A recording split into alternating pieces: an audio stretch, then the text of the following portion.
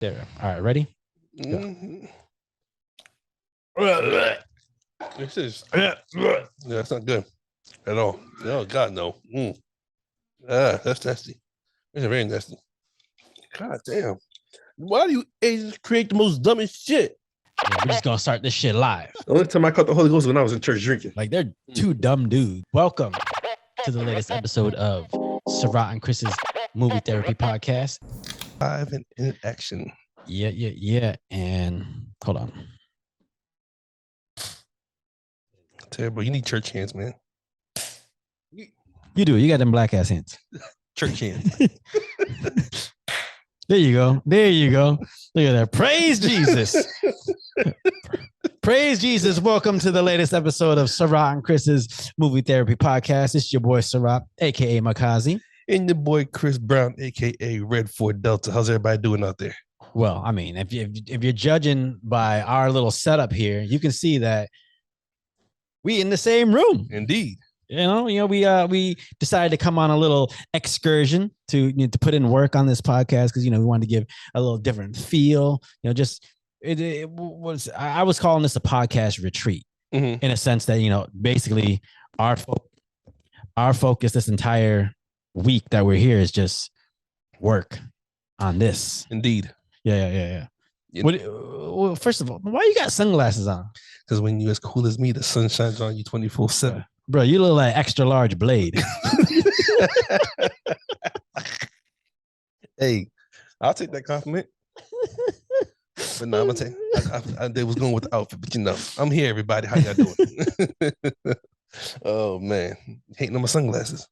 No, you did look like extra large Blade though. That's just because you're extra small, everything looks extra large to you. You look like you just got done fucking robbing a Planet Fitness.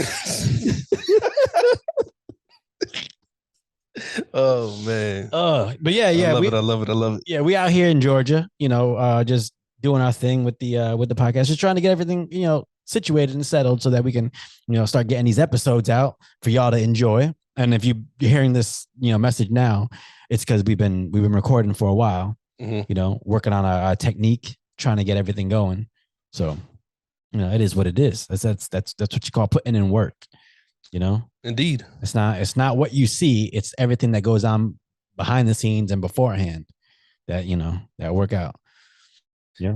Yeah. So we finally were able to make this happen. Like you said, a little podcast retreat, a little bit of rehab. Yeah. Rejuvenation. Excuse me, whatever you want to call it. Yeah. I mean, you gotta take that mental clarity trip. Just get away and just it's how Chris got his groove back. That's what it is. Yeah, Yeah, pretty much. Yeah, exactly. So, how you feeling? Because we just got done going for a kayak. Indeed. Nice morning workout. But what's this feel like to you? Just being out here, in this area. Well, those have been following us, for a while. I live in the country, anyways. But this is a little different. I guess would you consider this a bayou? Yeah, I think we could be on we right on the marsh. Yeah, because it's salt water, but whole lot of different type of animals around here. Yeah, you know what I'm saying? Yeah, I mean we saw fish jumping while we were doing our little row this morning. Indeed, got the exercise in, but being out here is just really, really relaxing. Change the scenery, got the salt water. I actually tasted some. Yeah, still not good. I'm usually the one that's got to go pee, but I swear I think Chris might have to go to the bathroom later because he dipped his hand in the bayou water and took a taste. Hey man, I need to make sure it was real salt water. I was like, something about to say right. I'm telling you, man, you're about to catch some kind of parasite, and you're gonna be doubled over later. Nah, I got a stomach still, baby. I'm good. I got this. And I got my cure, Jack Daniels, of course. Well, okay. Speaking of our table in front of us, this is or makeshift bar stool, but working right now. As per usual for our tradition, what you drinking, Chris? Per usual, I'm gonna start off with my go-to, Jack Daniel. Never fails me. Yeah. However, Sarath brought his special. I gotta give him the Sour Patch Kids whiskey, bourbon, whatever Asian candy creation he. Oh, it smells potent. Yeah. P-O-N tint. That's not how you spell potent. No, but... yeah, P-O-N tent. Yeah, that's close enough. That's for all you other people, you know. Yeah, but as far as our drink, when we got to this Airbnb, we were greeted by this little jar here. And this is called the Island Drink. I don't know what's in it, but you know, the host left this for us. So we've decided we're gonna partake some on the podcast today. Look at these little handmade cups that they left us. This is a nice place. Yeah, I mean, it's cool. I can dig it. Yeah. It's real relaxing. If you go on Airbnb and just search, like you can find little getaways that are close by. This is driving distance. Mm-hmm. Oh yeah, definitely. Yeah, it's driving distance, but if it feels like you're in a whole new world, and it's just it just rejuvenates you. You get that energy, you know. Yeah, definitely. Yeah, and go ahead. I feel great. Like I said, just relaxing, just breathing. You know what I'm saying? Yeah, yeah. You looking a little lighter. All right, fuck it. Let's go with this. Let's pour our shots before we start talking about this movie, because this movie, we might need a couple shots to talk about this movie because it is deep. It's deep. It's funny. It's good. Yeah. If y'all watched the last episode, you know, it was one that was actually in the back of our pockets on both sides. We just didn't know it. Yeah. And considering I was going through it at that time, you know, had an accident, all kind of stuff. Yeah. I just pulled it out like, look, I just got a movie in my back pocket. Yeah. And he was like, cool, because that's when he had his back pocket. And that's what we did. Yeah, I've been waiting to watch this movie for a while. So. And we finally watched it. All right, cool. So let's do these shots. Let's get started. All right. Let's see. Chris is gonna dabble in some Sour Patch Kids bourbon. Yeah, those Sour Patch Kids look like death. Dude, look at it. Hold on. Let me hold this up to the camera. There's no sour no more. It's just patch. Like little squid babies or something. Yeah, like little nematodes. Let me see a shot glass. Here we go. All right. You might want to pour the other drink. I'm about to say I might as well get this out of the way because we ain't trying to. Might need a chaser. Yeah. Yeah. I don't know what the hell you created, but let's see. All right, hold on. I'll put this in the behind us. See, this shit is, oh shit. Okay, cool. Oh, okay. It's gonna be fun. I mean, it looks like juice, just normal juice. So the instructions said, you know, put it with ice, blend it, and then enjoy. But you know, we ain't trying to do all that blending stuff. Even though we were cooking aficionados. That's just not, you know. It's noon. It's 5 o'clock somewhere. And noon is actually late for me. Shit. Yeah, I know. My days off, I start at 6 a.m. Mm-hmm. Whatever time my eyes open is the time that bottle does too. Yeah. Look at these corgi socks. I got them. You and your damn corgis, man. Bro, I got corgi everything. If I had my corgi watch right now, it'd be all set. Go ahead. It's behind us? Yeah, just put it behind us. That way we don't, you know, accidentally knock it over or whatever. Cool. All right. So here we go. Cheers. God damn. Here we go. Whew. I'm telling you, that shit is better on ice. Oh, what the fuck? That shit hurts worse than Jack Daniels. Bro, you sound like you was like coughing up a lung. Yeah, man, move this thing closer, bro. Okay, cool. It's not that bad. It's not that bad. I mean, it tastes better on the rocks sipping. You know, that's not a shooting drink. That's a sipping drink. I don't know what that is. So how was the? I instantly got hot. Yeah, how was the island drink though? You just sipped it, right? That tastes like pineapple juice. Really, I love me some pineapple. Hold on. Oh yeah, that's good. Oh, that's dangerous. Yeah, I think so too. Because it's got. I mean, I don't know what it's got in it, but yeah, it can't be more dangerous than that shit. That shit, bro. Listen. Ooh. You good? I'm good. But you didn't have Bayou water. Look, you didn't have Sour Patch Kids. I may be healed over later. Shit, who knows? Bro, I'm telling you, man, your gut biome's got to be fucked up. I'm telling you, like, you know how, like, you know, because like in your gut, you know, there's enough bacteria in your gut. Like, there's more bacteria in your gut than there have been people in the world ever. Okay. So essentially it's a whole other world, country, whatever you want to call it, that's in your gut. Mm-hmm. So your shit's probably like South Central, where it's just got like it's all hood. So just some just hard gut biome. Look, I don't know what's going on with my body right now, but I think my body's like, yo, what's this new shit that just entered?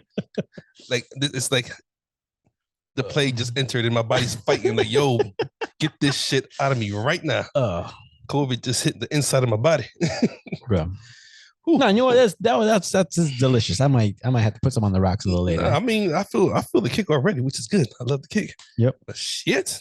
I know. Fire. I mean, good boy. You didn't have what? 2 eggs already? I haven't eaten yet. 2 eggs, a bag of Doritos, and 2 pieces chicken. Yeah. Okay. Yeah, he did have the chicken wings. Tell you, man, he didn't. Chris, you start early, bro. This is my first bit of calories today. Hey, I'm on a mission.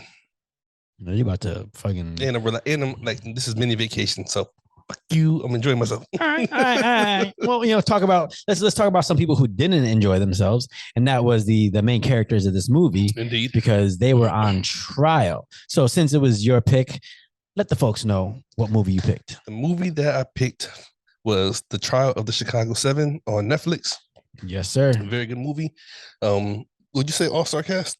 Yes. Yeah. All-star cast. Yeah, had like Joseph Gordon-Levitt. God damn. This shit. Mm-hmm. Okay. Joseph Gordon-Levitt, Sacha Baron Cohen. Mm-hmm. I don't know who the dude's name, but he was in Fantastic Beasts. Yeah. It was Newt Scamander. He's an Oscar-winning actor. Mm-hmm. Damn, I forget his name. He was really good. I'm telling you, man. I swear to God. That shit got me sweating for real. Yeah, I swear you see more English actors doing American accents than you see American actors doing like English accents. Yeah, definitely. Like the only the last couple of movies I saw that had like an American actor doing another accent was like what, like Chadwick Boseman doing T'Challa. You got what's her name? Fucking Tessa Thompson, who does she has a like Australian kind of accent for Thor. But yeah, like that's I think to me that's one of the most impressive things in movies. I'll tell you what I was impressed by. What? Was it Sacha Baron Cohen? Yeah. Says I'm not a big fan of his movies. I'm not afraid to say it. However, The Brothers Grimsby is one of my favorite movies because that shit is fucking hilarious. Bro, when they got to get out of that fucking the rhino thing, the elephant. Yeah, the elephant, bro. The whole movie is. Oh my god, that shit is hilarious. But for him to switch over, because I've never seen him actually. Like, even though he played comedy in this movie, he was more serious. Yeah. And it made me look at him differently as an actor. Like, okay, cool. Yeah. Well, I mean, because like you get caught up. God damn it. It's chords. But no, you get caught up in like watching Bruno or like Borat, and you're like, okay, it's comedy, it's funny. You get so caught up in it, and you don't think like he's becoming a whole different person, a whole different character when he's in those movies. Like that Borat character that's a fully formed person that he has to become in order to sell this thing that he's trying to do. And then, like, I guess because it's a comedy, it's hard to like focus on that and see the type of skill that goes into that. But then when you see it in this movie, you're like, oh, he's actually a high level actor. Yeah. Who's your favorite like comic actor, like a comedian that did serious shit? Ooh. That's interesting.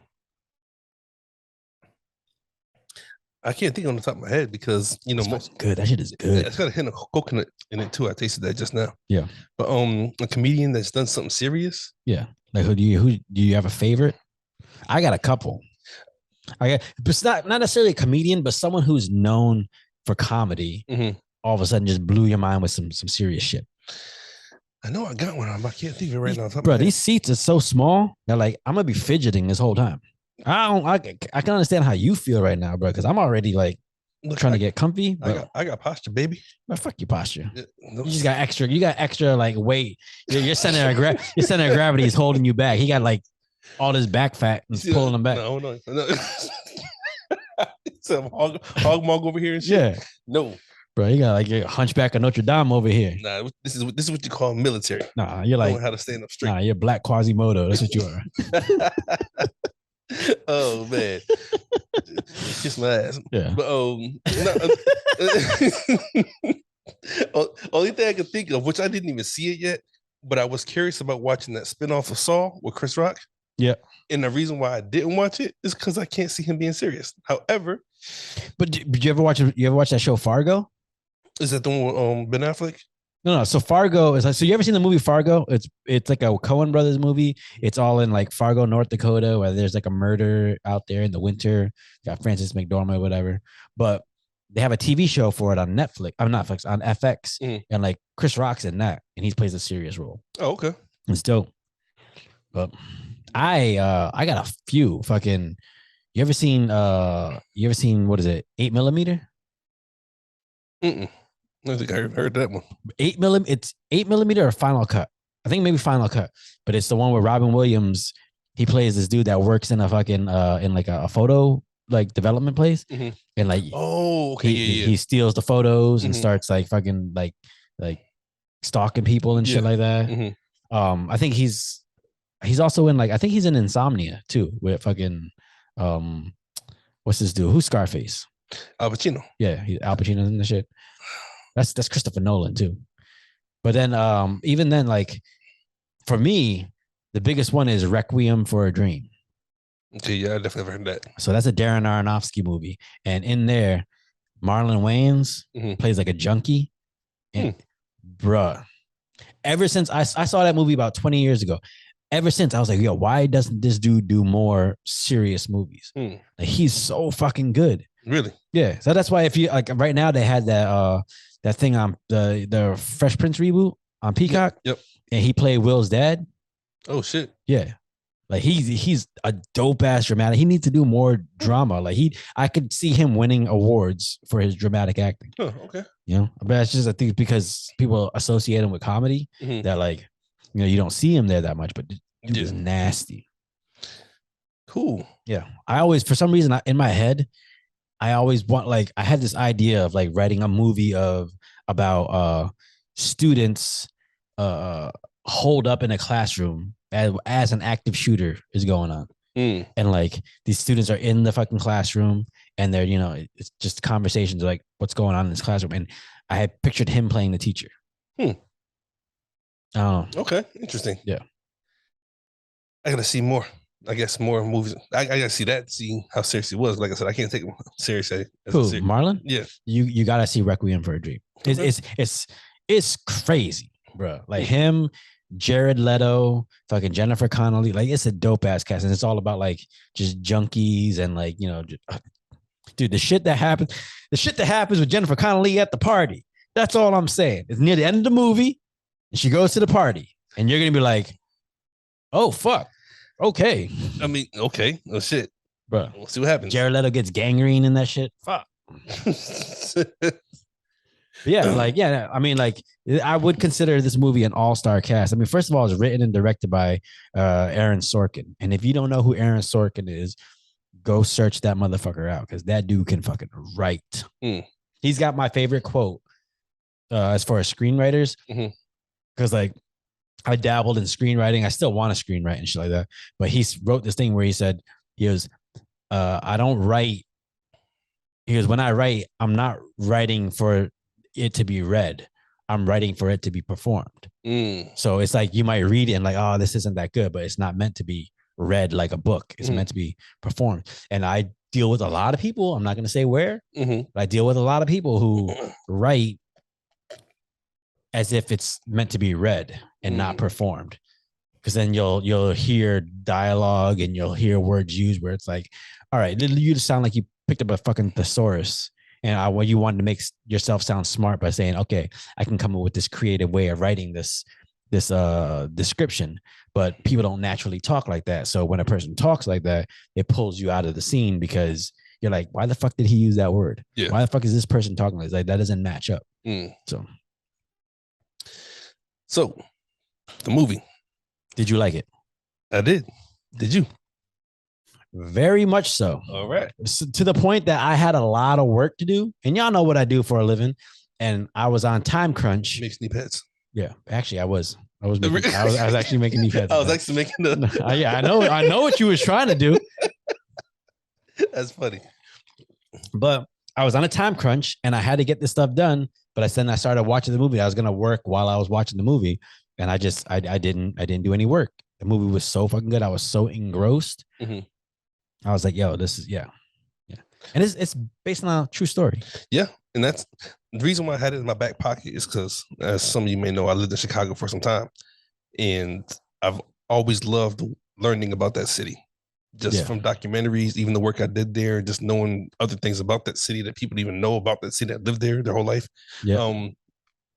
So to hear this, it's like I want to go do research after I seen the movie to see how accurate it was because I mean, what was it? It was a late 60s, early 70s. Am I right? 68, 69? Yeah. It's around the hippie civil rights era, things like that. And even the whole thing with I can't think of his name, but the black guy's character. Bobby Seale. Yeah, I don't know his real name, but he played Bobby Seale in the movie. Oh, fucking you meant the actor. It's God damn it. It's Mantis, Black Mantis from fucking Aquaman. Yeah, whatever his name is. He was good. I mean, just the way politics and the world worked back then. Like the movie starts off with them. Well, no, was it the previous mayor or something like that? I don't remember, but the whole opening of the movie is like kind of a montage of where everybody's at before, like as they're prepping for this event that takes place, and that's basically at the center of this whole movie. And you realize what happens in the movie, even what happened in history, had nothing to do with what the cause of it was for. Yeah, the guy just wanted justice brought down because he wasn't even given a proper send off when he got unelected. You know what I'm saying? Yeah. And it all came down to that. I was like, you got to be kidding me. You know what I'm saying? Yeah. You dirty politicians, y'all so fucking petty. Yeah. I mean, it's literally an exercise in what's the word? Like innocent bystanders or like casualties of war. Like this whole thing derives from someone getting butthurt over, not being elected where they want to be elected. And because of that, you have all these other people's lives, in the palm of their hands. I don't know if that's the right way to say it. Well, yeah, because it all came down to, if I remember correctly, it all comes down to the opening scene, and he wants to basically use the riots and everything against the new elected mayor or whatever. Yeah, I really want to say it's the mayor, but I know, but it comes from Washington. Yeah. You know what I'm saying? Mayor, congressman, something like that. Yes, but either way, they're trying to use. Oh no! It was it was not. It's not the DA, but someone that had to do with like criminal shit. Yeah, whatever it was. But it all came down to that. You know what I'm saying? It was something else. So that had nothing to do with the riots, but they used the riots to make a statement on something else. Yeah. I mean, and it just let me know that the world's been doing that for a long, long time. Like all the shit that we see on TV, the media, whatever, we only see what they tell us, but there's always something going on under the table that we don't know nothing about. Right. Do you ever like watch movies like this, especially since it's based off a true story? Movies like this where like you see all this craziness going on, for example, the protests that are going on in the movie, and you're like, God damn, like I know 2022 is kind of hectic with COVID and all that shit, but like it's much safer now than it was back then. Yeah. Like you don't think about it. You got people walking around talking about this is the worst time in history to be alive and all this shit. Like, no, like you watch a movie like this where, people were out there and protesting and getting arrested and having riots over protesting a war. Yeah. And they use those protests for an election. Yeah. It's so nuts. Fucking like figure. Yeah. You know what I'm saying? It's so crazy that like, I talk to people sometimes and they just the jadedness they have towards, this lifetime that they're accustomed to and they're familiar with. It feels like it's the hardest time ever to live. But, you go back 50 years. Shit. Bruh. Look, Bobby Seale was thrown into the situation just because he was a Black Panther. You know what I'm saying? He was in town. He said he did a 4 hour. He was in town for 4 hours. 4 hours. For 4 hours. Yeah.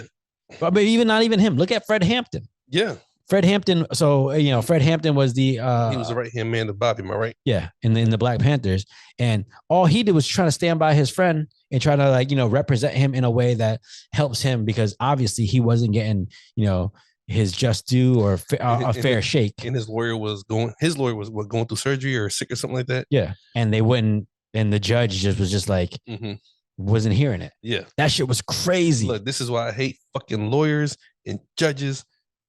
Look, look, I got my own history with them. Listen, but still. But hold on. How can you hate lawyers and judges when you have your own personal connection? I do. I don't. Okay, let me change my words. I don't hate lawyers and judges. I just hate the power they have. Yeah, and that's the most. Because you have a very close. Yeah. I hate the power they have, because they can fuck up so many people's lives off of their own personal feelings, and if they use the law to do it, what can you do? Yeah, you know what I'm saying. Yeah, and I mean, I think I said this before in another episode. I realized that when I had a suspended license, didn't know. And I called my lawyer, just thought I keep one on deck. I have to. Just saying.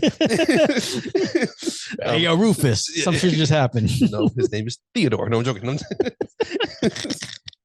But I called him up, and when he really was going on, and obviously knowing that I was just in a situation, and it really was nothing bad. He walked in there, looked at the paperwork, looked at the judge, and nodded his head, and was like, "He's good." And the judge was like, "Okay, just pay this fine." You mean to fucking tell me that because y'all two know each other and he says I'm good, I'm good? You know what I'm saying? Well, I guess. I mean, when they ran me to the damn ringer in Chicago, god damn it. Yeah. Fucking political bastards. You know what I'm saying? Yeah, I don't know. I feel like personal bias and a lot of that shit comes into play. And like you have a lot of innocent bystanders who, are just casualties in this one person trying to prove their position on something else. I heard that shit. I heard that shit going down your throat. Bruh, that shit was gross. It was better than that shit. Yeah, but the sound, it was like that glugging sound. This shit is actually fucking good though. It's a cool little summer drink. What is this, Island Juice? Yeah. Island Juice has my vote. I'll give it to it. Yep. That's right. But no, like, I don't know. Just first of all, these motherfuckers. I'm sorry to be cursing, but like this actually. No, he's not. This yeah. Fuck you. This movie had me riled up because like first of all, this trial took like 6 or 7 months. Yeah. Imagine being on trial for that fucking long. Yeah. God damn. Yeah, man. Man. Yeah, my trial lasted a year. Shit was fucking terrible. I know. Well, I mean, because you can't be fucking, exposing yourself in public like that, bro. Hey, she was asking for it. I said, let's do it. You can't be saying that shit, bro. God damn. By she, he means this cow at the farm down the street. Hey, pussy, man.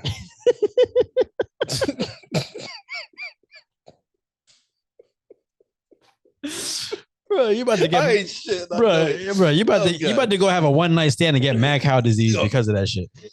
If it was worth it, it's worth it. I can't keep a straight face. Bro, you're gonna shit. your dick's gonna fall off, and I'm gonna be laughing.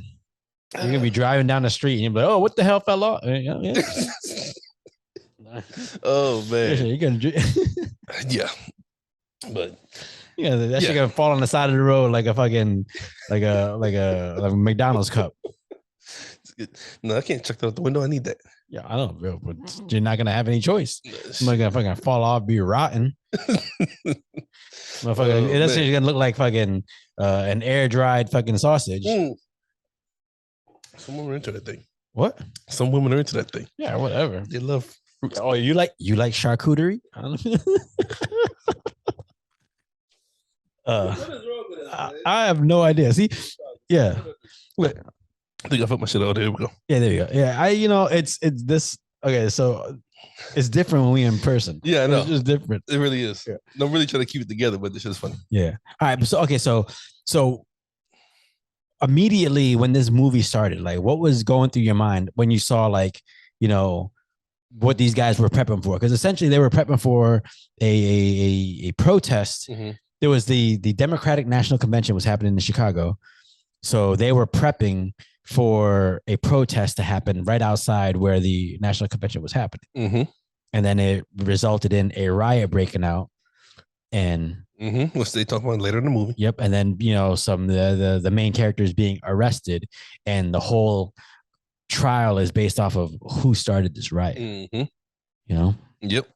Between the police and Chicago police, still to this day, are, I don't want to say corrupt. Okay. So what's your issue? Okay, so with police, because I haven't had the run-ins you've had, so I'm just curious. Like, as someone who's had run-ins with police, like what's your personal take on the relationship between police and civilian? There's, as the whole thing goes, there's good cops and bad cops. You know what I'm saying? The bad cops always make the good ones look bad. I can say that I've met a few good cops. I'm not even gonna try to deny it. You know what I'm saying? I just feel the same way, especially back in the 60s and 70s, when black people, minorities, weren't looked at as equal people. You know what I'm saying? Mm-hmm. And as much as I hate to even slightly agree with it, I do feel like the police department is a form of the KKK. You know what I'm saying? Okay, so a form. Yeah. So I can understand that feeling, and I can sympathize with that feeling, but at the same time, my logical brain says, "Oh, well, that's also the same as saying, every black guy running into the street is a Crip by default."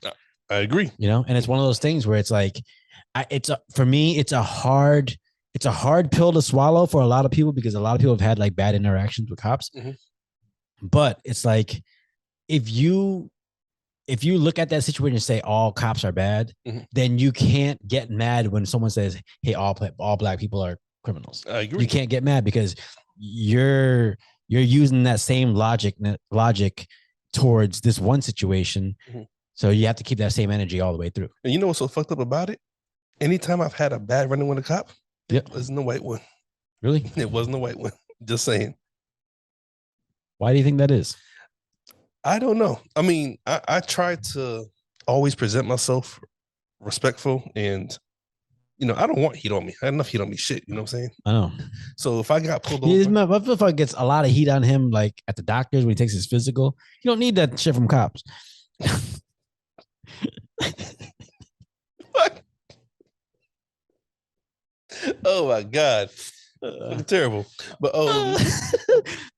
but not, I mean, I've always tried to matter of fact, I got pulled over maybe about 3 weeks ago. I was speeding though, because my truck had broke down. Yep. My semi. And I had some friends in town. So I ended up getting to where I had to go. And I took off to get back to the truck. Yep. To make sure that when the tow truck got there, I was with it. So I'm flying through the road. I know I'm speeding. I don't deny it. So all of a sudden, I'm blue lights in the back. Fuck, here we go. You know what I'm saying? Hands on the steering wheel, pull over, call it a day. Cop pulls up. He says, "You know how fast you're going?" I said, "I don't know how fast I was going, but I know I was speeding. I'm not even trying to deny it." Yep. And he was like, I guess, I think it was his approach, because he asked me what's going on. Yeah. And I told him, I said, "My truck's up there, this, that, whatever." He said, "Oh, okay, right over in the location that he knew the area, obviously." He said, "Okay, cool." He said, "Well, I'm not gonna write you a ticket because, this is what's going on. But I'm gonna give you this warning or whatever." And he said, "Because if you on these roads, these deer are unforgiving." You know what I'm saying? Yeah. He's like, "So because I was following you for a minute." He said, "But he said in the fact that I wasn't swerving in and out of traffic, I was just driving fast." Yeah. Is what he was paying attention to. Yeah. So when I told him what was going on, he cut me some slack. You know what I'm saying? Yeah. But with that being said, I think it was just my approach, and then the way he approached it after. Like I didn't deny what I was doing. I knew I was speeding, so I owned up to it. And then I guess I want to believe it made him change his approach of, okay, well, you're not going to lie about what you was doing, so why were you doing it? Yeah. And I think that's the way it went. You know what I'm saying? Yeah. I think as long as there's like this honest discourse going between like civilian and cop, like, there's things can end great, right? But then there's issues sometimes where, like, I remember I had this conversation with someone I used to work with. You know him, and he wasn't the brightest, the brightest person he ain't the brightest bulb in the lamp shop. Yeah. But we were having a conversation and we were talking about something. He said his kids had like had gotten arrested and had gotten a car. They got into a car accident. Yeah. They had gotten into a car accident and got arrested because they were like, they were getting chased by the cops or whatever. And then all of a sudden something happened. One of them crashed into the tree, whatever, and they got arrested. And he goes, "Yo, but that's just fucked up, man. Because cops when that happens, they ain't supposed to chase them." Because it's a hazard to like public safety and all this shit. You ain't supposed to chase them, so that's fucked up and all that shit. He was so pissed. After he got done explaining himself, I was like, "Motherfucker, they ain't supposed to be running from the cops." Like, the fuck? If a cop pulls you over, then okay, pull over. But like, you're the one fucking running from the cop. You can't get mad at a cop for chasing you because your ass is running. Like, stop. I get it. If you're afraid to get caught, okay, you're gonna run, but then you got to deal with the consequences. But you can't get mad at the cop for chasing you because you was running. Yeah. Dummy. See, and I guess with that being said, I mean, like I said, any interaction I've had with the police that I can remember, even when I went through the whole arrested and year trial and everything. I'm not going into details. If you know me, you know what happens. It's not your business. You know what I'm saying? What saved me literally was the cop when he showed up when he went on trial. Yeah, he told the story the exact way it happened. Yeah, and it was the truth. You know what I'm saying? Mm-hmm. And it was like, okay, well, shit. Yeah. Yeah. Ain't nothing to say. Yeah. If the cop says what happened and it was the truth, it's what happened. Yeah. Let it be. You know what I'm saying? All right. So as far as the truth goes, like, so within the story of the movie, like, these guys are on trial because obviously they're trying to figure out who started this riot and what was the cause. So it's almost like they're trying to catch him in a RICO case. And in a RICO case, if you can catch one person for a felony or whatever, you can convict everybody that's associated with that person in the same thing. Mm-hmm. And so they were trying to, catch all these characters or people for, inciting a riot and claiming that these individuals came together and purposely, approached a situation trying to, incite, violence, when they were sitting there arguing, saying, we don't even know each other. Yeah. We just happened to, all run into each other that day. Mm-hmm. But they all came in for the same purpose. Mm-hmm. Yeah. To protest the war. Yep. That's crazy. Like, yeah. Like, shit was so nutty. I don't want to say nutty, but like, people were so passionate about things back then. Like, people used to go out and protest and riot over stopping a war that like they have nothing to do with. But because I think at that time it was more of a draft, so people were just being taken. Yeah. And the person that's taken from me, that person that been in the war, any counseling session I went through, any therapy I went through, my first question always is, why are we even here? I don't understand my purpose being here. Yeah. You know what I'm saying? Because if it has to do with anything about freedom or taking down the towers, because that's when it all happened. I joined the army now 17 at 2003. You know what I'm saying? And then I went overseas. And I'm just trying to figure out if this is a real purpose, if this has to do with the towers or whatever the case may be. I don't see it down here in the ground. Yeah. I'm just trying to fight to keep myself and my team alive. Yeah. I don't know what the bigger purpose is. Yeah. And it was never explained. We're here for Iraqi freedom. I can't say what I'm about to say, but Yeah. Well, I mean, it's hard to not feel that way when you feel like your reasoning for being here is like you're being lied to. Yeah, it's hard to feel sympathy for a situation when you're like, yeah, but the reason why, like, I feel like I'm being lied to, and that's the reason why I'm here. So it's hard, like, I would have felt better if they would have said, nope, we're here to take over the country, and you guys are going to do it. Well, fuck it. I agree with it? No, but if that's what I'm here to do, at least I know what I'm here to do. Yeah. You know what I'm saying? Yeah. Like, the government's my boss, and they said we're taking this country over, and then fuck it. Yeah. You know what I'm saying? This is what I'm doing. But, if you see me fidgeting on camera, it's because I got like one of my ribs fucking feeling weird. He has fleas. I have fleas, man. It's like my rib on the right side is messed up, and it's just making me like fidget. I can't get comfortable. Shit. He's a bear, so he's used to hibernating for months on end. So he's fine however he is. But I just have discipline. You don't have discipline. Fuck out of here. No, please. Yes, I do. No. Yes, I do. No, you don't. No, you wake up and take a shot. That's not discipline. That's discipline. I keep my body in order all the time. Fuck that shit. I like being in a neutral state of mind. Please. Hey, hold on to this diet. Yeah, no, that ain't happening.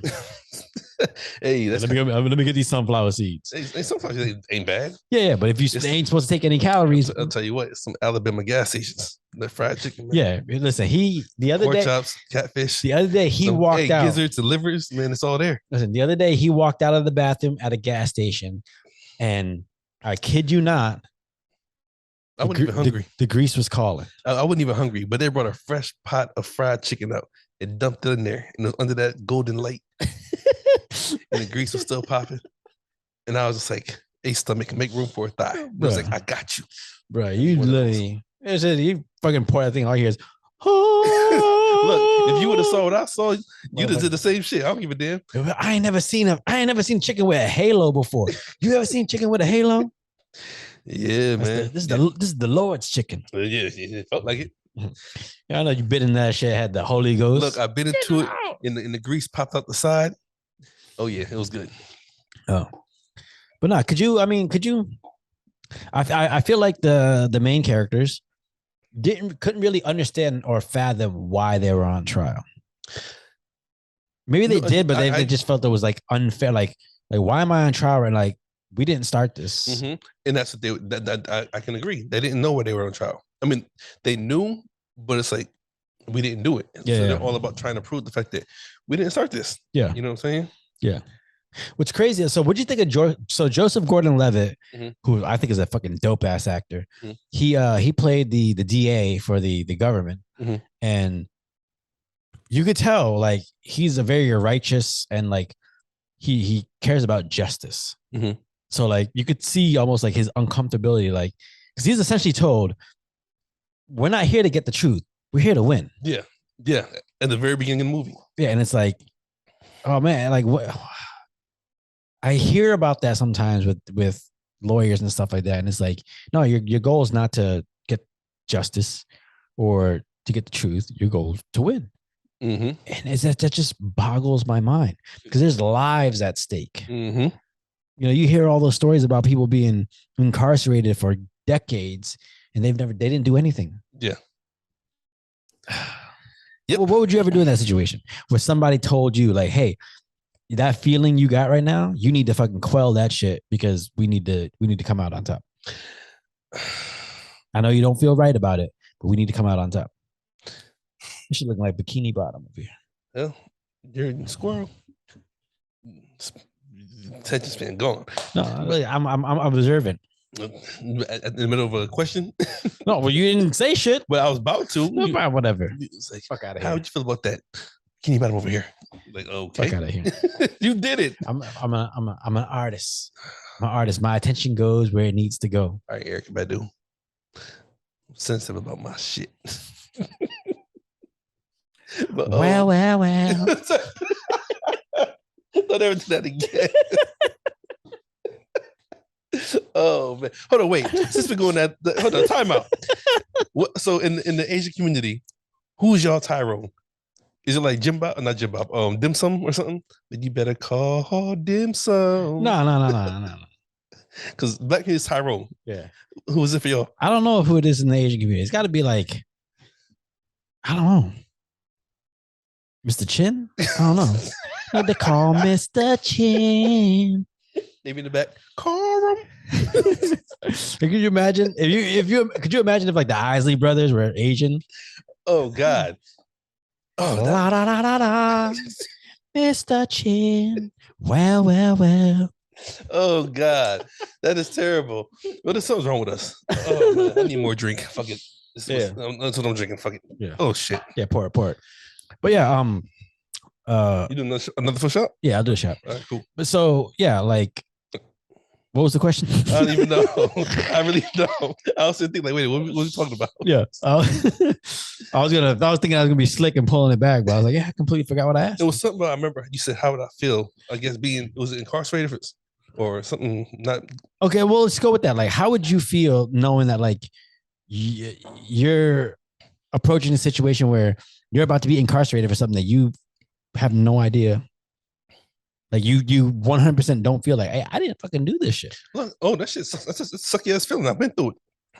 That's what I was saying. I was having to cop to the truth because I was in a situation and I called the police.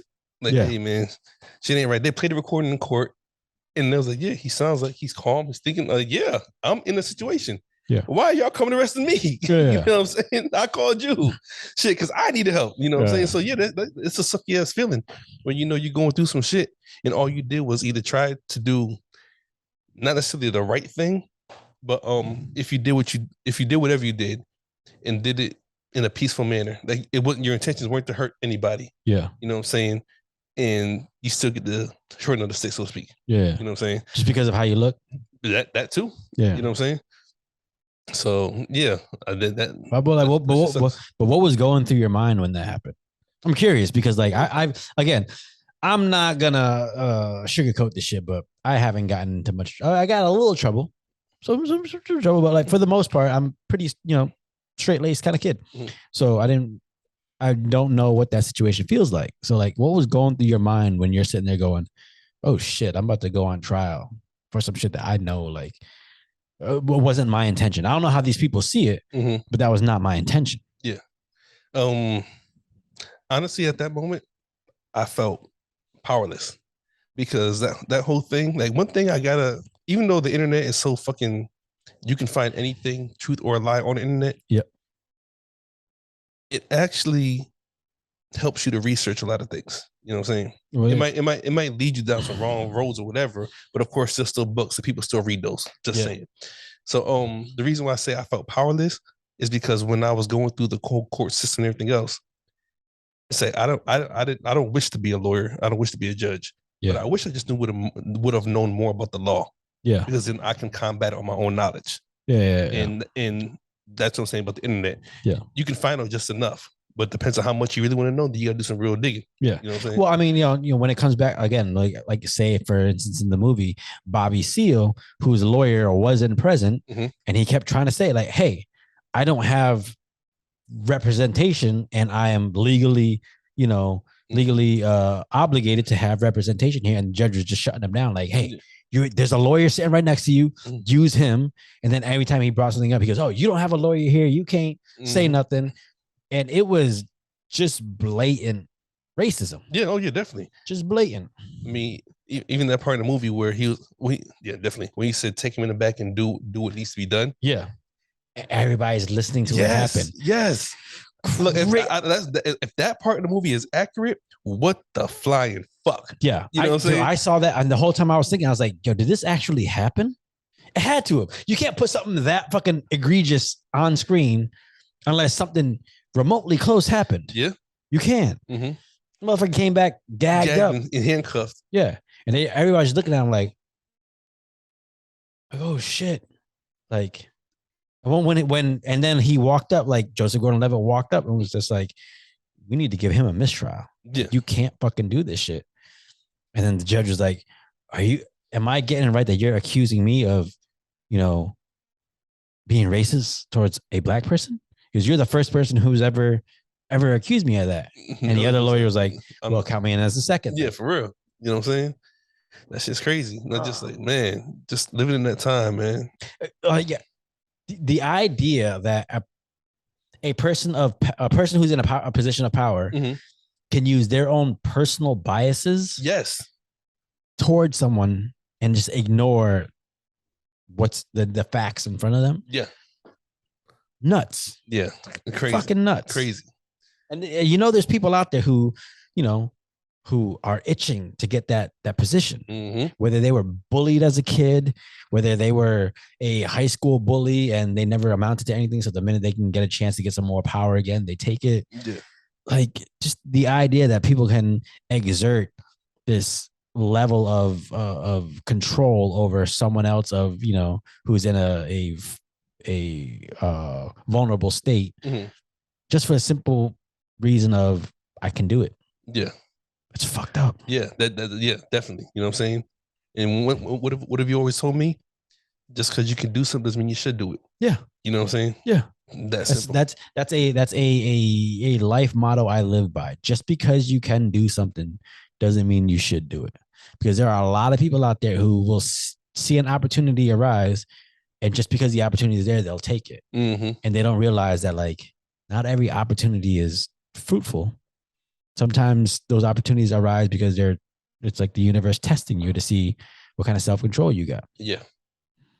You know, like for you, like when Chris goes to a buffet, like that's, self-control, and he don't know, like that's the universe being like, hey, can you hold back from these mashed potatoes? Fuck out of here, the buffet. Ain't no self-control involved in that. Yeah. Because if you're supposed to be on a diet and you go to the buffet, you're supposed to go to the salad bar with your fat ass. You ain't supposed to be Hold on. If I'm supposed to be on a diet, I'm not going to the buffet no way. I'm gonna piss myself off. Please. You were like, yo, $7.99 for my meal. For 3 hours? All right, let's do this. I ate healthy. Yo, you ate healthy for 5 people. Hey, cheers. So healthy. Yeah. All right, cheers. Oh shit, yeah. No, this shit again. Get ready. Man, stop it. Stop being a bitch. Shit. This Asian, whatever you got going on over here.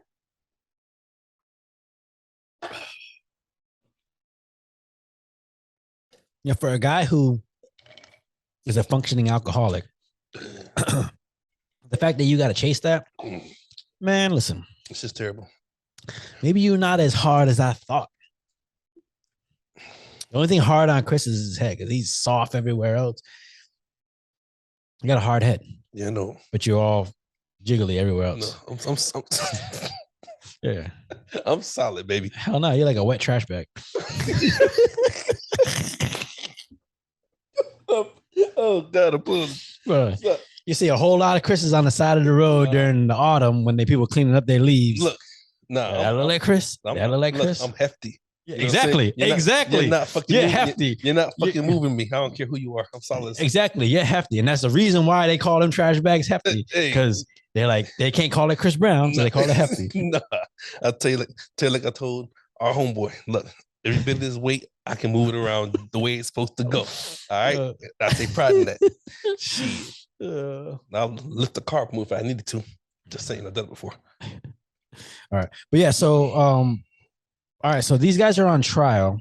Yeah, okay, so let's go through these characters. Mm-hmm. So, first of all, Bobby Seale. He's a member of the Black Panther Party. Yep. And he's sitting there, and in the beginning, he's explaining to the girl, like, she's like, hey, if you're gonna go there, you need to be safe. Like, you shouldn't be going there in the first place. Yeah. If you're gonna go, you need to be safe. I'm only gonna be there for 4 hours. And she goes, give him the gun. She goes, you gonna take this with you? That's a cold quote in the movie, and I know you're about to say it. Yep. He said, if I knew how to use that, I wouldn't be making speeches. There you go. And look, that shit right there, that quote, and another one. What does that quote mean to you? Oh God, what's that mean to me? Yeah, like what does it mean to you when you hear that quote? If I knew how to use that I wouldn't make speeches. I wouldn't be making speeches. That means if I knew how to, if I didn't have a brain, I'd use it as my weapon. You know, so he's using his power of his voice and his intellect and his words, to be his weapon, versus just pointing and shooting anywhere. Yeah, you know what I'm saying? Yeah, it felt like when he said that, it was a matter of like, I'm using the tools that I'm capable of using. Mm-hmm. Like I'm not a street dude. That's not me. But my voice, that's my weapon, and I'm gonna go use that shit. No, that was a cold ass statement. He said, if I knew how to use that, I wouldn't be making speeches. And I was like, shit. What is it? What is that dude's name? Because he's such a fucking good actor. And my phone, I don't even know my phone. Omar. So look it up real quick. I don't know why I'm gravitating towards the name Omar, but yeah, he was that. He was in fucking the Watchmen show. The Watchmen show.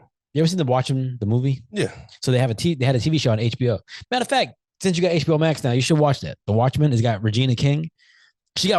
Regina King is in the series? Yeah. Okay. Regina King's in there. He plays Dr. Manhattan.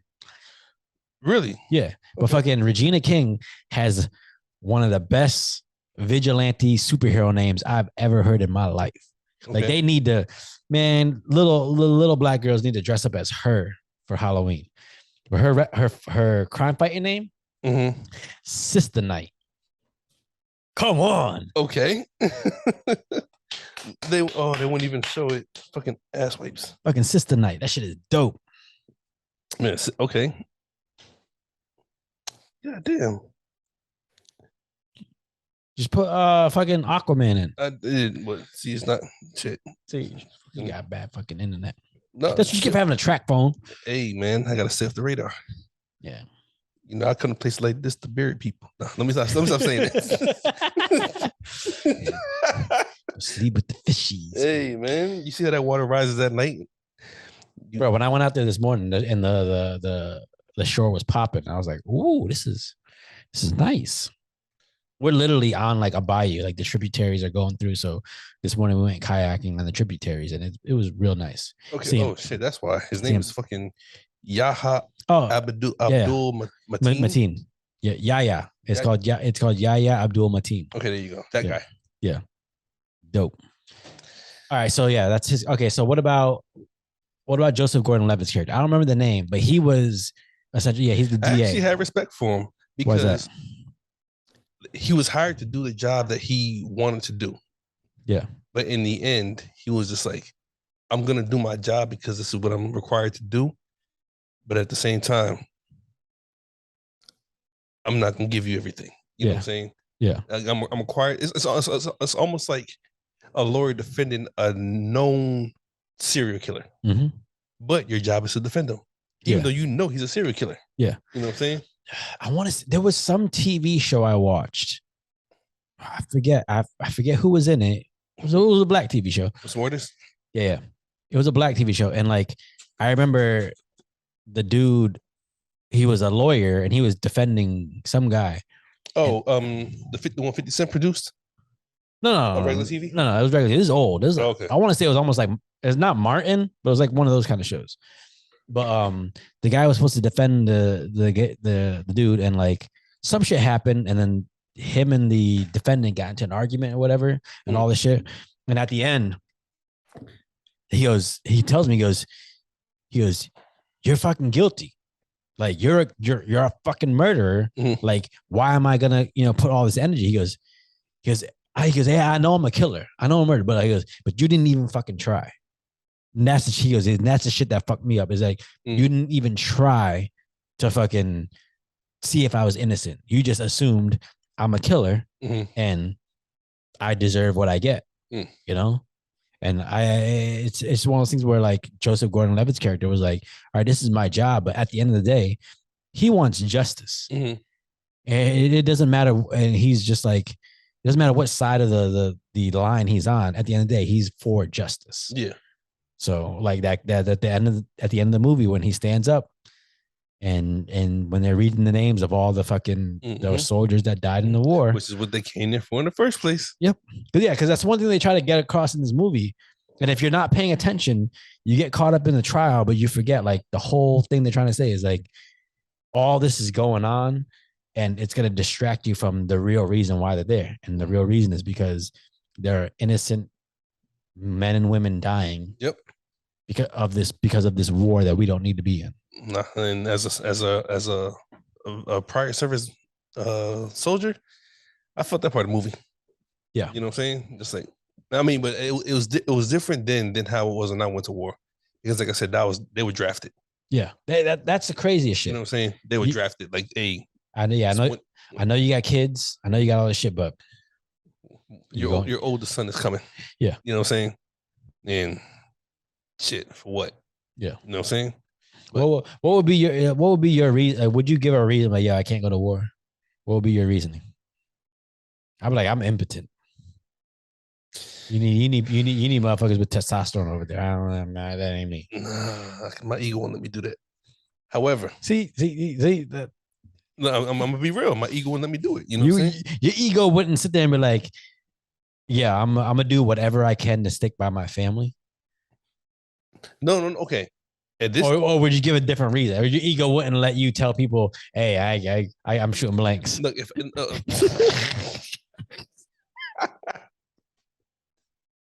look, that's even better for me. Shit. Get all the pussy in the world. Don't got to do no repercussions. You know what I'm saying? But if it came down to it should be like a squirt gun that's all out of water. You're like, yeah. That should be fucking. Oh my god. No, shit. I mean, thank you. You know what I'm saying? Go about business. But I guess back to the movie. If that happened nowadays, if that happened nowadays or whatever, and I got a phone call, mail, whatever, say, hey, we need you to go over there. I'm not going. I can't. Not unless I go with the same people tattooed on my arm. Yeah. That's my argument. Yeah. I don't care. You know what I'm saying? Yeah. Because if I get there and I deal with a bunch of ignorant, especially in this day and age, and these kids that do everything on social media and everything and trying to fight the war, I'm gonna shoot you bitches myself. And I'm talking to you. Like, get the fuck off the phone and protect me, because I'm gonna protect you. You know what I'm saying? Yeah. I'm old school, but there's older guys old school than me where I learned from. Yeah. No, fuck that. If I gotta go to war with you sons of bitches these days, fuck y'all. Yeah. Shit. Because some of those, and I don't know what it's like to go to war, but I imagine if you're going to war with someone who their first train of thought is, let's see if we can talk this out. Yeah.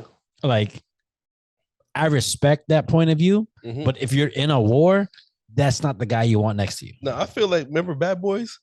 Well, the Bad Boys too. And Martin Lawrence is like, try to talk to him. He said, we can't talk because they're shooting at us. Yeah, you know exactly. What I'm saying? Exactly. Man, it's just that simple. What'd you think about home dude that was like slightly bald? The one that he was a peace loving father. Slightly bald. Dillinger. Yeah. Or was it Dillinger or Derringer? Dillinger. You know what? They fucked this the whole movie. Yeah. But matter of fact, before we get to that question, the opening scene was dope as hell to me, because they're all talking about what they want to do. And it's almost like rap music where you can flip words. Because when he's talking to his son, he's like, what if the police attack you? And he's like, I'm gonna apply, and it goes back to, I'm gonna fuck the motherfuckers up, you know what I'm saying? Yeah. But the way they flipped it, I was like, yo, okay, cool, I get that, you know what I'm saying? This was a very well written movie. It was, and it's written and directed by Aaron Sorkin. If you don't know who Aaron Sorkin is, he created the TV show West Wing. He also wrote fucking The Social Network. Okay. Like, he's high level. Okay. High level. But yeah. No. It's like when he was talking to his son in the beginning of the movie, like, you could see, like, he's like, I'm not here to cause trouble. I'm here to save my peace. And if the cops come and try to do whatever, I'm gonna run. Because I don't want trouble. I'm just here to save my peace. And his wife and his kid were there. Yeah. And I really felt like that was a test of what people go through. Yeah. Male or female, you know what I'm saying? Yeah. How you can have a dream, so to speak, or an idea, and you're gonna stand by it, and all you want your dream or idea is to be heard. Yeah. Be respected. Would you you know what I'm saying? What did you think? Because to me, this is one of the dopest parts of the movie. What did you think when he hit the bailiff? I actually thought it was cool. Yeah. Because it showed that no matter what you stand for, people can push you to do something different. And just because you did that something different doesn't mean that's who you are. Yeah. It's what that situation required at that moment. Yeah. You know what I'm saying? Yeah. For me, it was literally an illustration of seeing someone who is steadfast in keeping the peace, doing things the right way. Everything he said, you don't have to touch me. You know what I'm saying? Yeah. You don't have to. Yeah. And then, like, it's to a point where, like, sometimes at some point you have to get physical. Yeah. Because you're trying to do it the right way and they're just not listening. Look, as a bouncer, and I don't know if this is, I really don't know what it was, but I used to run in situations like that. Chris used to be a bouncer at a fat camp. So, hey, shit, cake was everywhere. You know what I'm saying? Yeah. You ever seen the movie Heavyweights? That's Chris. Look, man. But, Chipmunks, mount up. Shit. No, it was more like, no, not chipmunks. No. Yeah, Chris ain't no chipmunk. Nah. Black bear. I eat them some bitches. Open fire. Salt, pepper, garlic. There you go. It's good.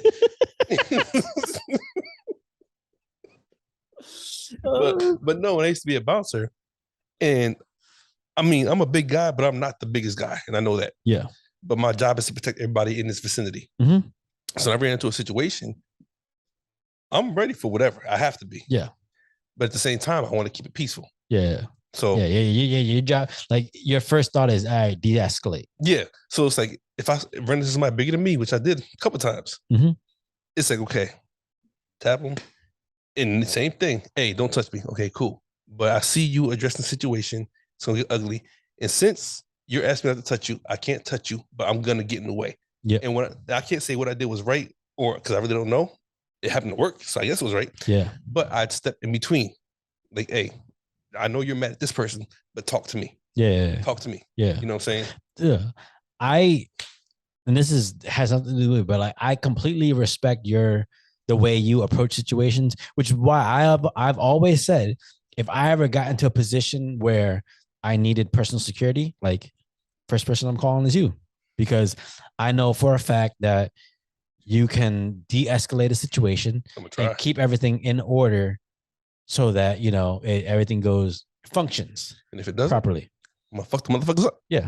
Everybody sees them tattoos on the face. You be like, all right, yeah. They know you can fuck shit up if you need to. Well, actually, okay, so I wouldn't even say that. No, I really wouldn't even say that. No, but here's the thing. I used to think that if someone had a tattoo on their face, they were gonna be, if they wanted to keep order, they could keep order. But I recently watched an interview with the Island Boys. I don't know if you know who they are. I'm an island boy. Yeah, I know. Yeah. I know. I can't put their faces, but I know. I watched an interview with them and I was like, maybe face tattoos aren't as intimidating as they used to be. No, because back in the day, and look, for the record, I'm gonna say this on camera, my face tattoos just because I was going to rack the very next day. I was like, fuck it. I'm gonna go have fun with myself. You know what I'm saying? I jerked off and everything. It was fun with myself. But no, but They caught me off guard. Last time I was gonna have fun with myself, so I had to say it. But they caught me off guard. Holy shit! Yeah, so I literally got my face long tattoo. Stroke. Yeah, hell yeah. You know what I'm saying? But get them tweezers, just.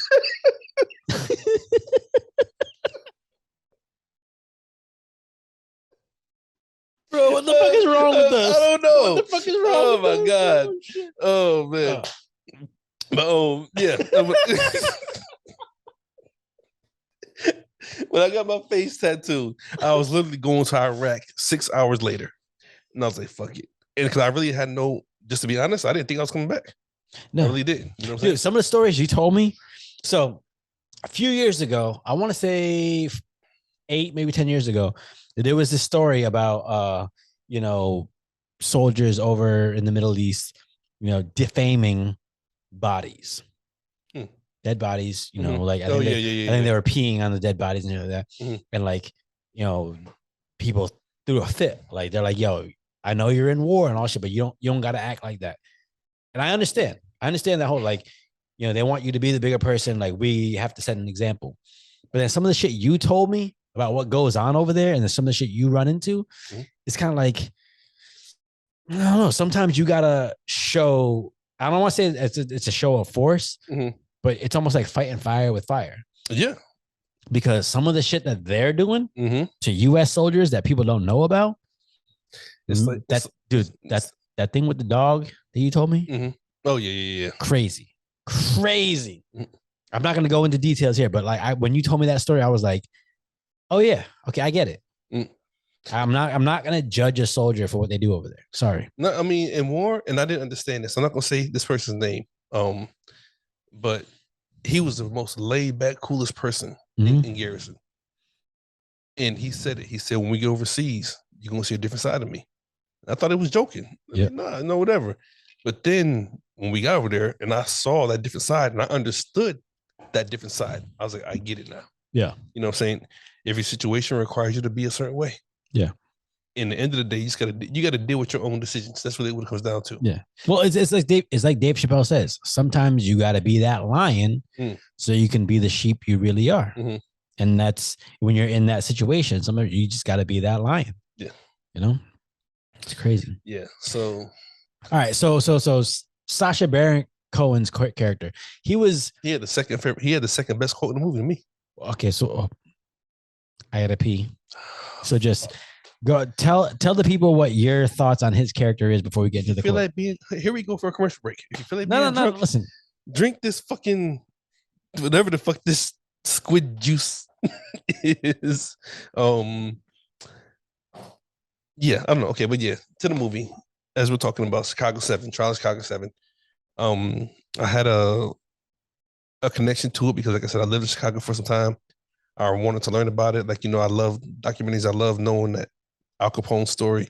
I love knowing how what I call, I'm not gonna say Chicago, what I call the S by the Gold Coast, how that was created because it didn't look like the way before. you know, the Millennium Park, everything, you know, the movie, if it's as accurate as it's supposed to be, tells a good story of Chicago, in my opinion. And that was the quickest piss like ever. You having trouble with it? Don't judge me. All right. No. In all honesty, the whole time I was peeing, I was like, "Fuck! I forgot to hook up my fucking external hard drive to save this, so I'm gonna have to save it straight to the computer." Hold up. Can you hear me? I can hear you, but I can't. Okay, there we go. There we go. Look at that. All right. So what I was saying was the whole time I was peeing, I was thinking, oh shit, I forgot to hook up my external hard drive. But when you put it on here, you can save it. Yeah, I can save it. I'll save it to my computer. Yeah, and it'll be fine. Yeah, okay, we're good. But I got a 1 terabyte external hard drive that I save all the episodes to, so that we can, as soon as it's filled up, pull that to the side. We got a little library. Indeed. All right, but you were saying Sasha had one of the best, the other best quote in the movie, which was when he was talking about the I don't know if it was the amendments or just the law, but he was talking about how the people can overthrow that law if they feel like the person in charge isn't doing their job right. Yeah. And it was in Jordan Levitt or Joseph Levitt, whatever. Joseph Gordon-Levitt. Yeah, there you go. The Jordan Levitt. Shit. Yeah. This Asian shit is getting to me. But which I'm not mad about. The first one hurt, but now I'm good. Yeah. But he says, I can't remember what he said, but Sasha's response was, in this country, you do it every 4 years. All right, so essentially, was it the scene where they ran into him in the park? It was a scene after that, because right. He's on trial at this time. Right. And he said, in this country, you do it every 4 years, meaning that we overthrow our power every 4 years. Yeah, it's pretty much like a reset. Yeah, and I thought that was so interesting. You know what? We actually do. You want some of these? I'm gonna eat them. You want it? Throw them in there. Nah, but you gotta taste it like this first, bro.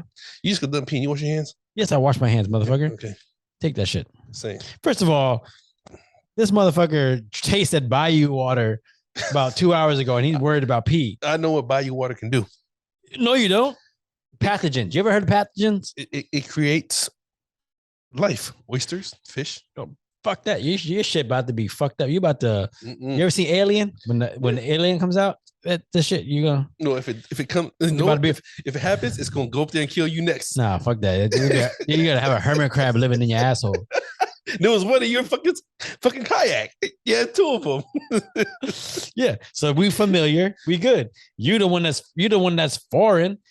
Oh, no. This land is your land. This land is my land. From California to New York Island. Okay. God damn it, I'm not foreign. This motherfucker singing fucking. He's singing elementary carols and shit. From. This land is your land. Hell yeah. This land is my land. Why do I remember that? From California to New York Island. Where I don't know the rest. Yeah, because we went to Springfield Public School. So All right, so this fucking squid juice. Here we go. So this shit's been in this jar since May 12th. You got to date it? Okay. Yeah, it had it on the cover. Okay. Back there. All right, ready? Mm-hmm. This is that's not good at all. Oh God, no. That's nasty. It's very nasty. God damn. Why do you Asians create the most dumbest shit? Only thing that's good for is fucking rice and karate. Bro, did you eat that? Yes. Because I'm fucking fat. Oh my God. And it's got alcohol in it, and I like alcohol. Oh, that was terrible. Good God. That was worse than the juice.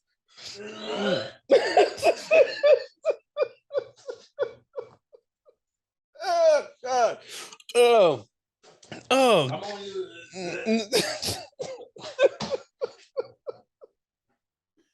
Don't ever do, look. Oh, look. This is what you created. Hold that microphone. My stomach hurt. I bet it does. You should have drank some bayou water. Oh God, you're about to,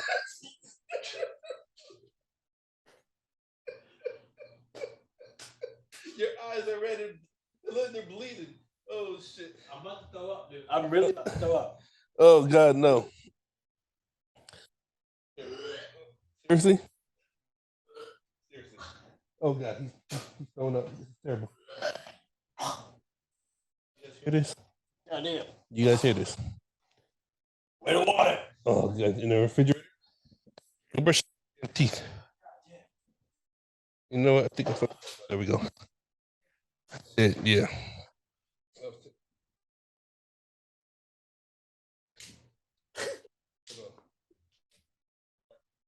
Pull the shit up. There we go. Goddamn. Oh, my fucking, that shit hurt.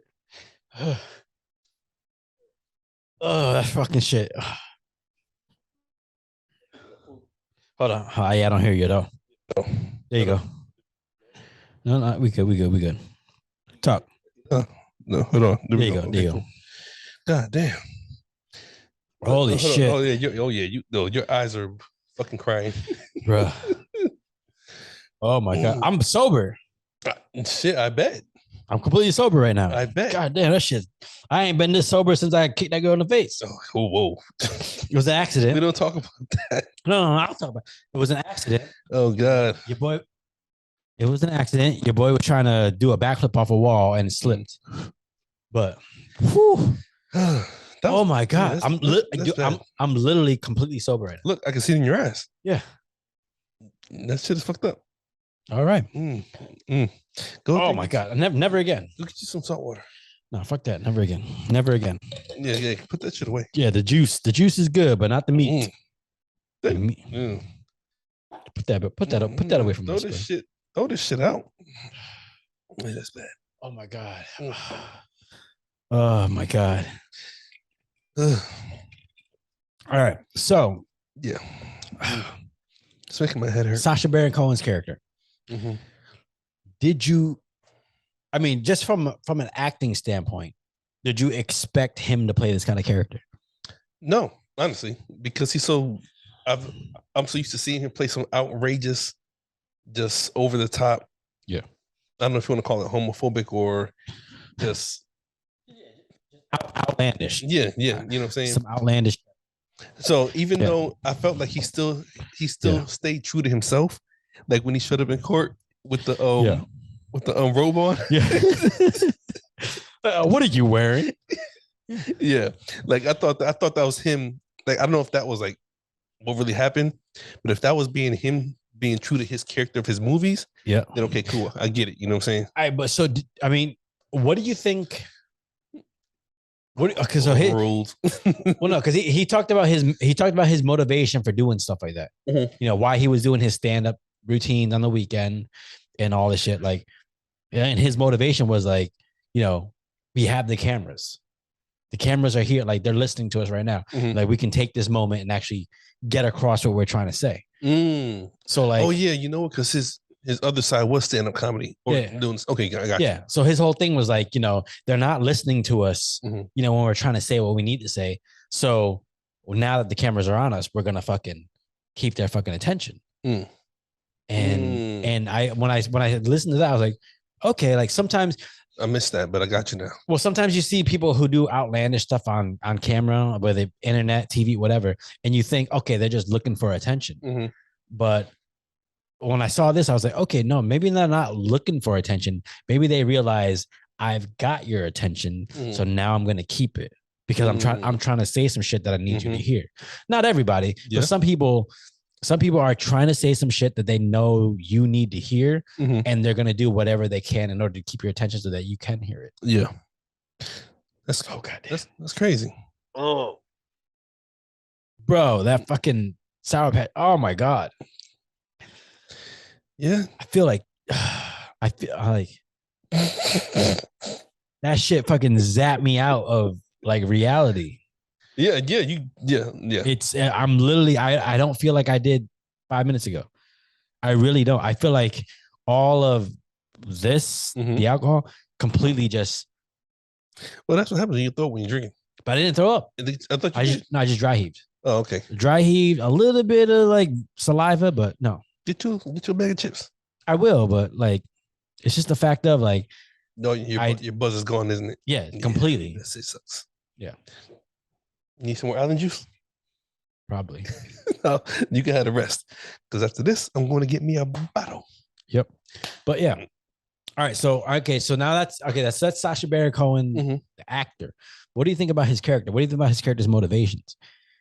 Because essentially they were like, hey, they were the hippies of the group. Yeah, and the dude from Fantastic Beasts, like they viewed Sacha Baron Cohen as the clown, the idiot. But then they realized that they said he's smarter than you think. Yeah, he knows what he's fucking doing. And that shows at the end of the movie where they go to talk about who's going to take the stand, and they catch Fantastic Beast character. We got to be better at these names. Yeah, we got to figure out. Well, Fantastic. Call his mother Fantastic Beast. But they catch his character on radio, or whatever. And Sasha's like, when you said let the blood bleed, you weren't talking about the police. You were talking about us. Yeah. And he was like, you understood that? Or you know what he said? You read my dissertation or whatever he talked about? He was like, yeah, I read all of them. Yeah. I read all the stuff you've written. And it was basically saying, yeah, when when they're in the meeting and they get a phone call and the girl's like, no, we don't take grass. And Sasha says, hey, she said, okay, yeah, we take the grass. You know? Yeah. Well, it's funny because she was like, conspiracy office. Yeah. Well, the thing is, there was that part in the thing where like after Bobby Seale got mistrial and he was gone, and she got a call and she goes, no, it's not that it's bigger, it's just that it feels better, it's better and stuff like that. And he goes, and then he was like, was that for us? And he goes, no, that was strictly for me. Like you could tell it was a brother calling, just being like, hey, you like it like this? Yeah, that's funny. I'm trying to get the cast. Yeah. Oh no, that's writing credits. Go back. Oh no, I gotta pull it right here. I got it right here, man. All right, so that's Eddie Redmayne. Yeah, there you go. That dude he's a hell of an actor. Indeed, hell of an actor. But yeah, so like, okay, so when it comes to the Sacha Baron Cohen character, like, yeah, he's viewed as the clown, but at the same time, he's got this intelligence to him, that people can't ignore, and all of his antics are rooted in intelligent, situation, not intelligent, but intelligent, like theology and thought. So that's why a lot of people gravitated to it, because he's being funny, but he's also telling truth. Man, you ever feel like comedy is the best vehicle for honesty? Yeah, definitely. Because why you think Dave Chappelle is what he is? Are you good? In my opinion. Are you good? Yeah, because like if I can laugh about a situation, it makes it easier to digest, to deal with it. Yeah, to digest the honesty that's within it. Matter of fact, think of a group of friends. Think of a group of friends. Okay. There's always that one person in the group that makes a joke out of everything. Yep. And when you can't help, if you're not watching, that's me right here. And when you can't help but laugh at it, it helps deal with the situation a little easier. Yeah. You know what I'm saying? Yeah. Because like, I don't know, something stupid you said or you would say. Or, well, I can give you a different scenario where my brother was talking to his wife and they was going through some things. Yeah. And he was like, well, look at the bright side. Football season starts. I'll be home every Sunday. You know what I'm saying? But it was something like that where it's like, you asshole. Yeah. But at the end of the day, it's like, well, yeah, you are home every Sunday. So it's like, now I would you laugh at the shit. I would look at you like, say if you was talking to a girl and you got shut down. And I'd be like, well, look on the bright side, brother. Your dick was soft, so it wasn't going to do anything anyway. Oh, God. See? Shit like that. Yeah, soft dick, motherfucker. Your lip noodle. Nutty Professor, if y'all don't know what that is. Just saying. But yeah, so like, yeah, I feel like his character, he exuded truth through humor. And in doing so, he was able to get a lot of eyes on him, get a lot of people to listen to what he was saying. Yeah.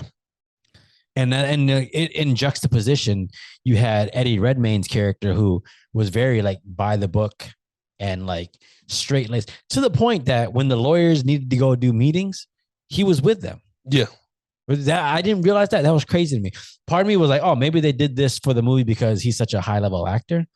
But maybe it's because of everyone in that group of I don't want to say suspects. Delinquents. No. Well, convicts, suspects, like the people that were on trial. Being accused. Defendants. Yeah. There you go. In the group of defendants, he was the most like put together and because even when they walk into Michael Keaton's house, yeah, and it's like, this is him and this is him and this is, Tom Hayden. He said, I know who you are. Yeah. You know what I'm saying? Which is crazy to me because in the development of the story, he seemed like the most calm. Hey, let's do this by the book, whatever. Mm-hmm. And then you come to find out that he was the one that incited everything. Yeah, like it was his words and that started everything. And then you got to figure out like if like what his intent was and all that shit. But like at the end of the day, it was his words that kickstarted everything. Mm-hmm. That was crazy to me. Yeah. And the approach they took with it, with like, okay, like he speaks in this specific way, his cadence, the way he uses pronouns and shit. And that's like, if you don't understand him, mm-hmm. yeah, you're going to take it a certain way. But Mm-hmm. it's not what he meant. He meant this. Yeah. And it wasn't until Sacha Baron Cohen's character was like, oh, like you use these kind of fucking, you use ownership in your, that's why it sounds a certain way, but that's not what you meant. Mm. Like that's so fucking crazy. Look, at that moment, for me, I caught the message in the movie. Yeah, which was use your words correctly. Mm-hmm.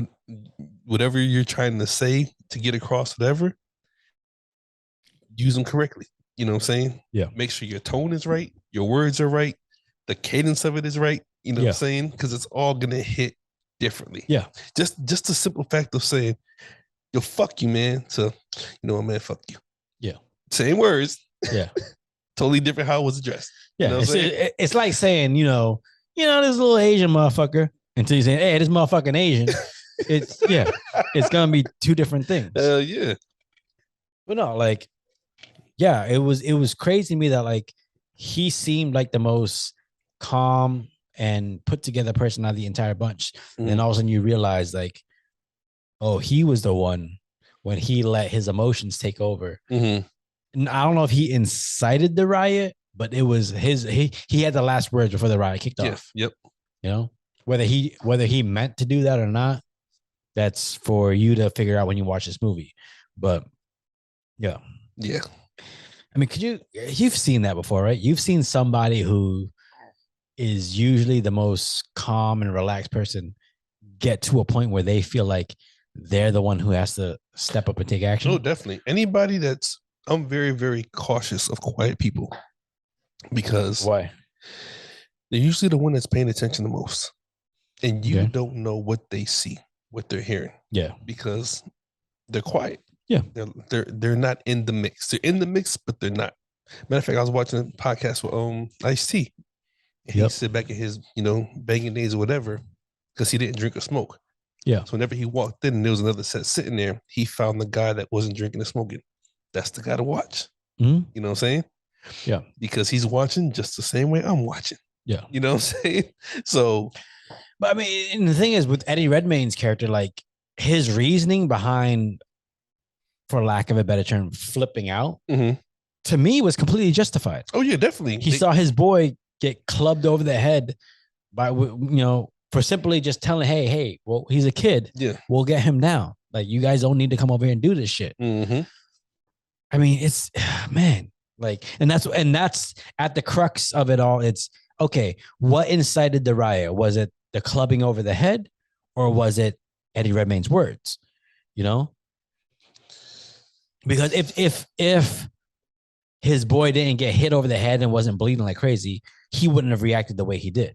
I think it was Eddie Redmayne's words. And the reason why I lean towards that is because when Sasha says what he says about the using of the words and the tone and everything, he's speaking to the crowd. Yeah. And everybody heard it a certain way. Yeah. Because Sasha knows his work. Yeah. Only he heard it differently. But even then, it was after he sat back and replayed it in his mind. Okay, no. So I think it was the words. Okay, yeah, okay. But if it wasn't for the physical action of hitting his friend over the head and him bloodied, those words never would have came out. Indeed. So Indeed. so what is the actual, impotence or the actual moment where this thing takes place? Like, I don't know. It's almost like a what came first situation, the chicken or the egg. Yeah. Common sense says the chicken because it had to lay the egg. Yeah, but then where the chicken was, where was the chicken born from? Mm-hmm. So it's one of those things. I don't know. This was a dope movie. I'm really glad you picked it. It's been on my radar for a while, and like, I don't know. I love adult movies. I love adult dramas because any grown person loves an adult movie. Well, not them kind of movies, you fucking sicko. Shit, some kids love them too. Just say it. I know. Listen, I used to watch the Fuzzy Channel. Yeah. Oh, mom's gone. Fuck the Fuzzy Channel. I used to watch Silk Stockings. If you're a wrestling fan and you're older than 25, you know what Silk Stockings is.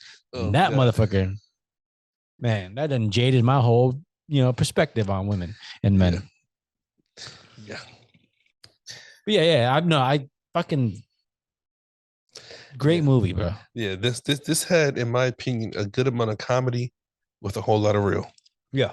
And give me that island drink. It was right. Give me that island drink. Tap into your roots. Something about you I need to know about. I'm not from the islands, bro. I'm just saying. I'm from Southeast Asia. This ain't nothing close to an island there. That shit is third world. I got more involved with. I'm closer to Honey Boo Boo than I am The Rock. That's all I'm saying. Shit.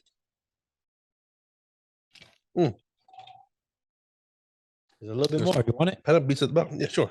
Finish it off. Okay. I bet. But I go watch this movie if you get a chance. It's been on Netflix for a while. It's a Netflix original. Mm-hmm. And like, do you think this movie would have did well in theaters? Definitely. Yeah. For one, it's based on truth. Chicago. You know what I'm saying? You can't say Chicago like, oh yeah, it's from Chicago. No, because you said that like if somebody was like, oh, it's based in Chicago, I'm gonna go watch it. Okay, let's go back in time about a couple of years when Trump was running for president. Mm-hmm. What city shut his whole thing down? I don't mean shit.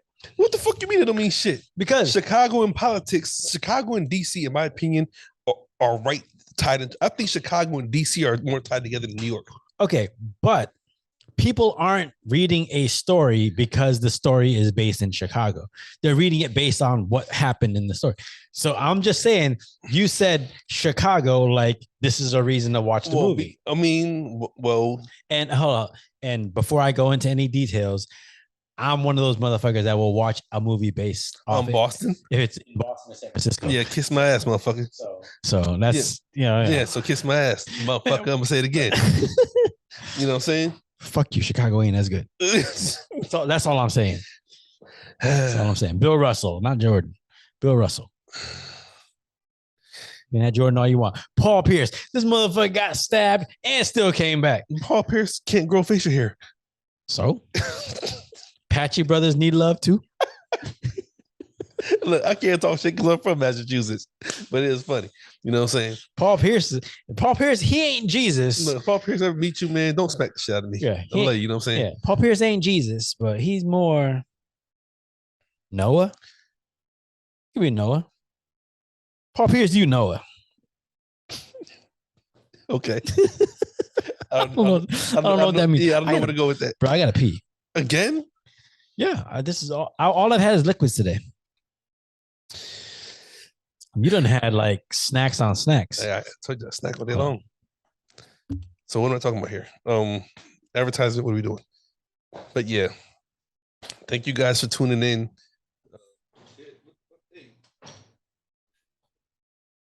Okay.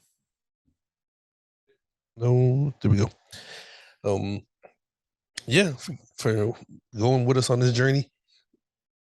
Hopefully we can get some of you in that special guest. We can all do this together.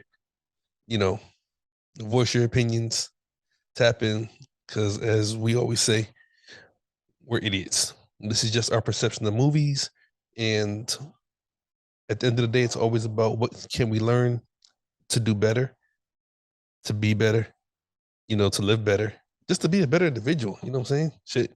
Because who doesn't want to be better? Who doesn't want to be better in their own self? So yeah, that's that. You all right? Yeah, I'm sure Chris said some shit.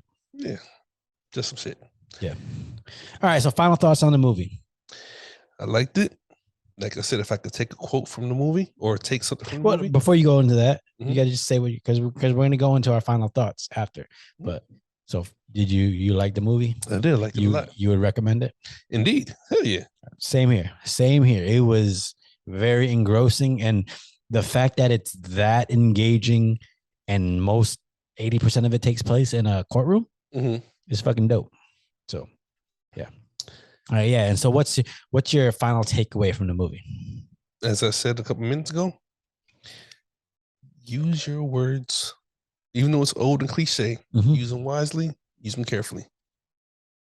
Words are extremely important.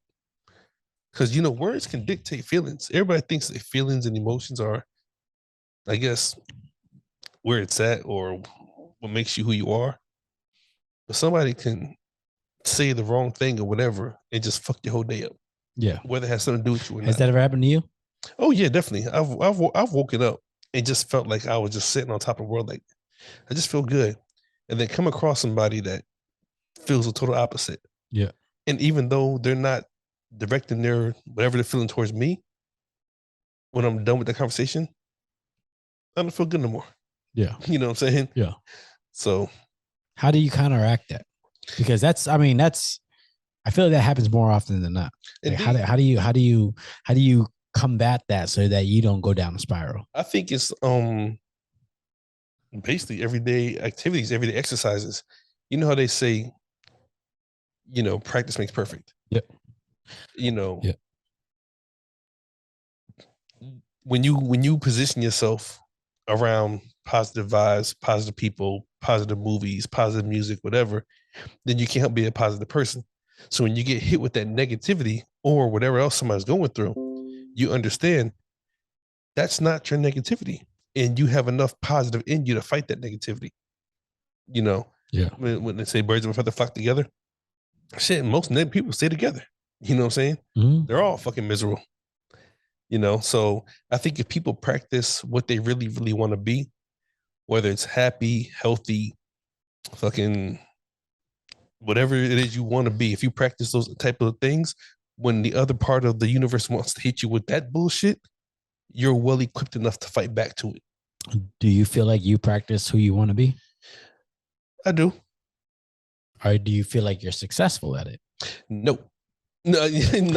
But that's a true feeling. Yeah. Like I can not every day. Yeah. Out of a 7-day week, I'm successful at least 3 days out the week. Yeah. I mean, you can have the best intentions in the world, but if you can be honest with yourself, like, yeah, I'm not succeeding at my intentions right now. Mm-hmm. And that's okay. As long as your intention is to succeed, at some point you'll get there. Yeah. You just got to figure out why you're not succeeding and then, pivot.